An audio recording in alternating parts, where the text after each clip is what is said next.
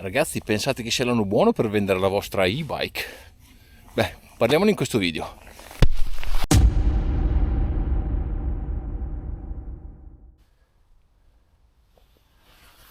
Sì, vi faccio vedere lei perché, ragazzi, buon anno di nuovo, un mercato 2025 tutto da scoprire per il mondo e-bike, però vi posso dire una cosa, sarà l'anno buono per vendere la vostra e-bike? Non ne sono proprio sicuro. Sapete perché? Perché i dati mi smentiscono. Io pensavo ci fosse un mercato in crisi e quindi vendite a picco, ma parliamo solo di biciclette muscolari. Non parliamo di biciclette assistite, pedalata assistita, di e-bike, IMTB anche. Quindi sono rimasto un po' così, sono rimasto molto sorpreso perché ero convinto che comunque tutto il mercato delle due ruote, biciclette e e-bike, fosse in fase calante e invece parliamo solo di mercato muscolare. Sì, loro stanno salendo, ma salendo forte anche.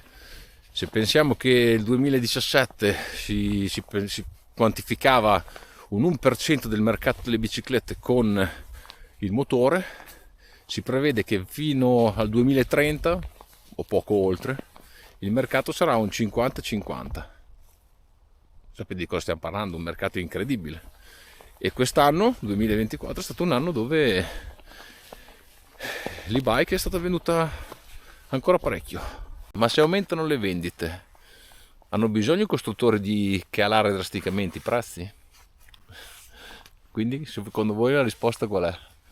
Eh sì, purtroppo non prevedo prezzi troppo bassi per quanto riguarda i bike. I bike che secondo me porteranno sempre dei buoni profitti ai costruttori. I bike che secondo il mio avviso, per quanto riguarda anche gli MTB e i gravel, prenderanno sempre più piede e di conseguenza secondo me i prezzi non andranno a calare, visto che le vendite vanno sempre a gonfie vele.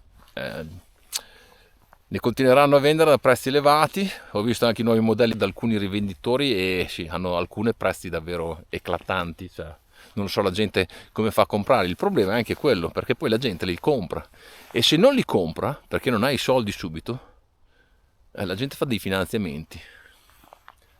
Pur di averla finanziamo, va bene.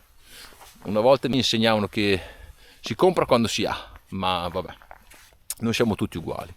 E poi ci mettiamo anche quella parte che magari in Italia un po' meno, ma nell'Europa c'è anche la forma di leasing, soprattutto per le aziende, che comunque sono soldi che per le case entrano lo stesso e magari la gente prende in leasing dei mezzi che costano un'esagerazione, spendendo poco al mese, ma comunque per le case costruttrici si vedono comunque un mezzo uscire per 2, 3, 4 anni, dipende.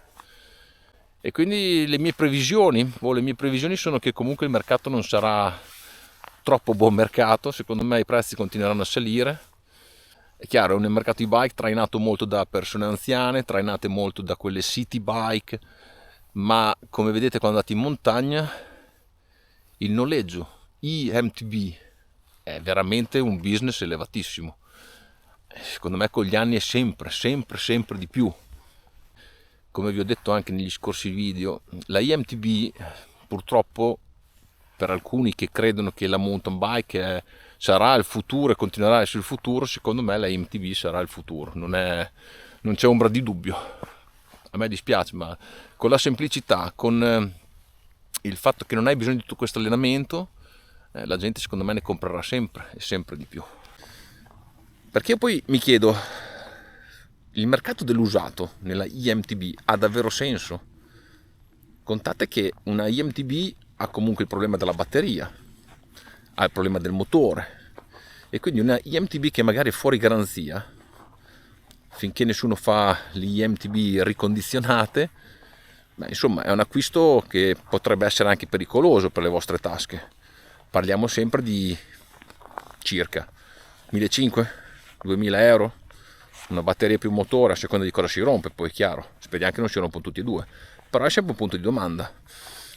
Quindi magari siete più portati ad acquistarla nuova e poi il vostro rivenditore prende dentro un usato che magari ha 3-4 anni di vita, Nel mio caso, quei 3-4 rivenditori, quando ho cambiato dalla Cube, che sapete la mia arte, che vi lascio qui sotto il link in descrizione, a questa nessuno la voleva indietro, non trattavano proprio il mercato dell'usato, mi ha detto.